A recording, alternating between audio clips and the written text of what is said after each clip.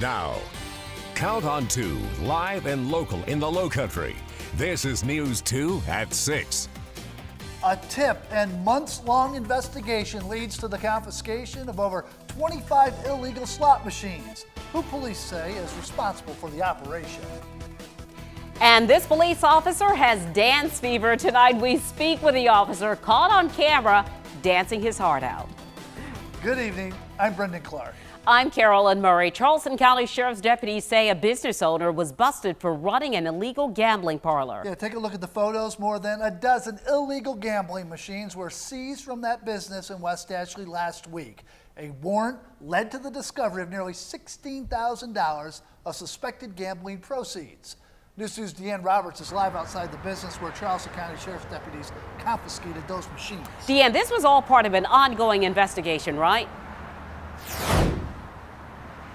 Yeah, a year-long investigation. Actually, it all started right here at this business off of Savannah Highway. You can see behind me, it was advertised as a cell phone repair shop, but instead, Charleston County Sheriff's Office discovered illegal gambling machines inside of this building behind me. Take a look. This is video of the man they say is responsible, 49-year-old Wei Chin. He's facing 25 counts of unlawful keeping of gaming machines, 2 counts of unlawful games and betting, as well as possession of marijuana. Here's some video of those machines that were confiscated. Deputies found 25, 14 right here off of Savannah Highway and 11 at a house off of Savage Road. These machines are worth $50,000 in total. Police say a tip from a year ago sparked this investigation.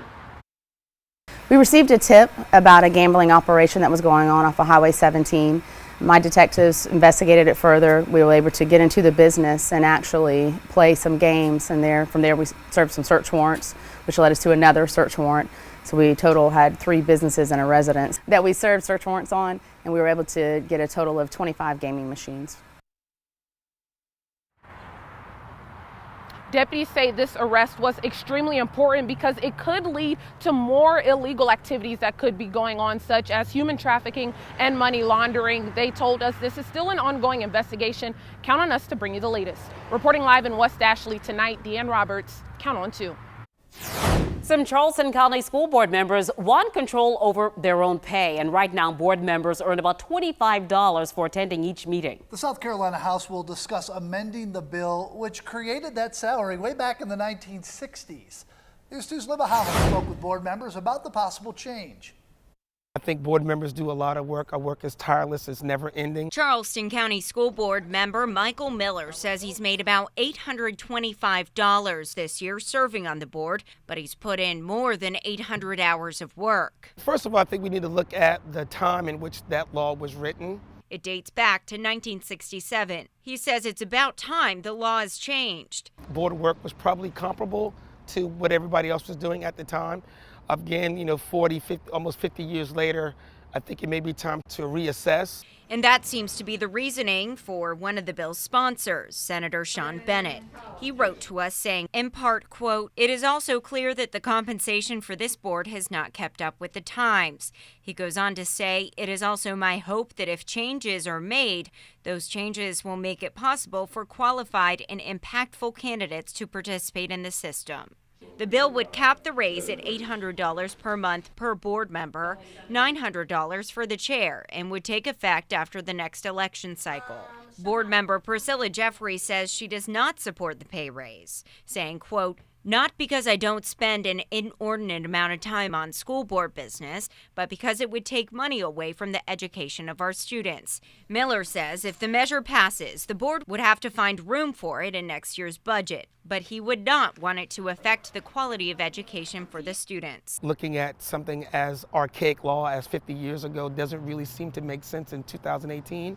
And so just trying to make sure that we're current. Libba Holland, Count on 2. A child is recovering in the hospital after authorities say they were hit by a car. Charleston County Sheriff's deputies say the accident happened Monday evening in Hollywood near Storage Road and Mazzell Road. They say the child was taken to the hospital and in serious condition. The driver of the car stopped. The accident is still being investigated tonight. A News 2 update, the Viva Tire Recycling Facility, which shut its doors last year, faces legal action and is now sparking outrage in the local community. That's because more than 200,000 tires still remain at that site. It was only approved to hold up to 99,000 tires. Several fires and DHEC violations shut that plant down, and neighbors in the area say the building is just an eyesore. Been gone before the neighborhood was built. However, it's still here. According to Berkeley County, DHEC is responsible for cleaning up that site. Our team reached out to the agency, but our phone calls have not yet been returned. The Dunes West Homeowners Association will rescind their motion to install new electronic speeding and recording devices in the neighborhood. The group's goal was to crack down on speeders in the neighborhood. They threatened to suspend barcodes that allow people to enter the subdivision. The proposal by the association left some homeowners angry. The association says that they will now establish a committee to look into traffic problems. All information collected will be presented at future town hall meetings. Law enforcement officials are calling last weekend's Drug Take Back Day a success. Drug Take Back Day started back in 2010 and provides a way for you to get rid of unwanted medications. 4 drop-off locations were set up here in Charleston.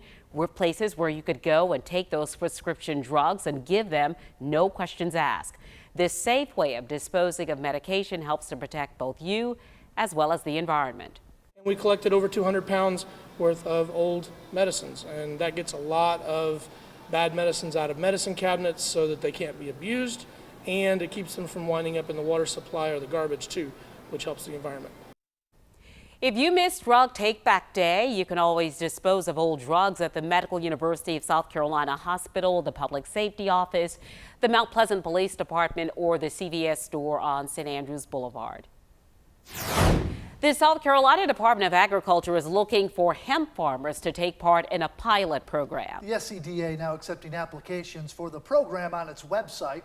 The organization will select up to 40 farmers to receive permits to grow industrial hemp. Those farmers who receive permits will each be allowed to grow up to 40 acres of the crop. Industrial hemp is classified through federal statutes as a controlled substance. So it is still comes under that umbrella of the Controlled Substances Act. And because of that, it is highly regulated. So our application process is thorough. Applications for the 2019 program must be completed and postmarked by Friday, June 29th. A Walterboro police officer is becoming a viral sensation. Look at this video after his moves. As you can see, were caught on camera. Patrolman William Cody Pruitt was working the Colleton County Rice Festival when, well, the music dropped, as he said, so he did. And that's when Christina Cook pulled out her camera and captured this on video. It's now been shared more than 2,000 times.